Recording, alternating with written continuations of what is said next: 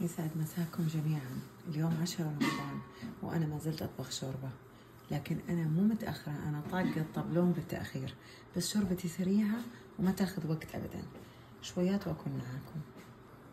بسوي شوربة خضار سريعة بلسان العصفور، مكرونة لسان العصفور. ما راح استخدم فيها بصل فريش أو بصل طازج، يعني بستخدم البصل الناشف، ترى على فكرة مرة لذيذ ويعطي طعم جدا جميل. والمرة هذه بستخدم مكعب مرق لأني ما عندي ولا لحم ولا دجاج ولا أي شيء، وملح وفلفل أسود وعود قرفة فقط لا غير. أنا مستخدمة اليوم الجزر والبطاطا مبشورين، والفلفل البارد ناعم مرة. كنت بستخدم فطر الحقيقة بس ما لقيت عندي فطر، معلش قلت لكم اليوم أنا متأخرة يعني أكثر شيء في الحياة.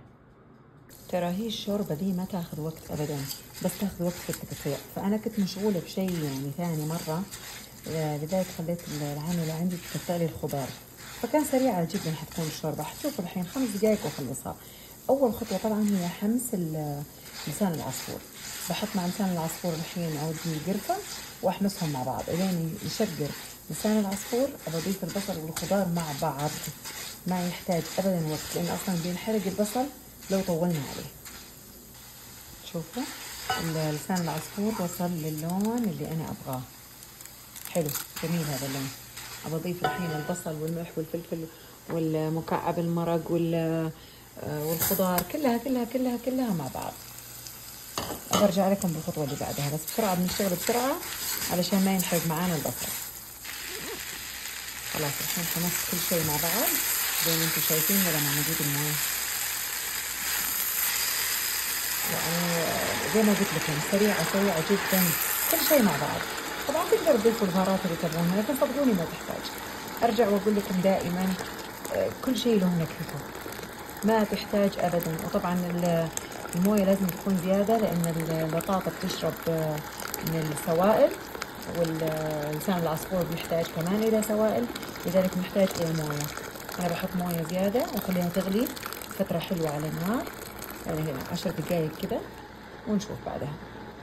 شوفوا كيف تدرون اني انا ضفت مويه وبعدين شربتها على طول، ورجعت الحين حطيت مويه ثانيه. خلاص الشوربه كده مستويه.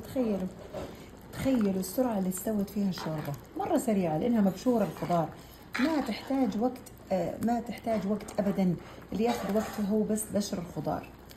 زي ما قلت لكم انا لاني كنت مشغوله خليت الحرمه تبشر لي الخضار، وعلى طول اول ما خلصت شغلي سويتها.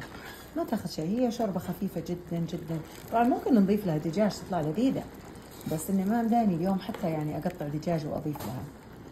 خلاص كذا خلصنا، بنقفل النار.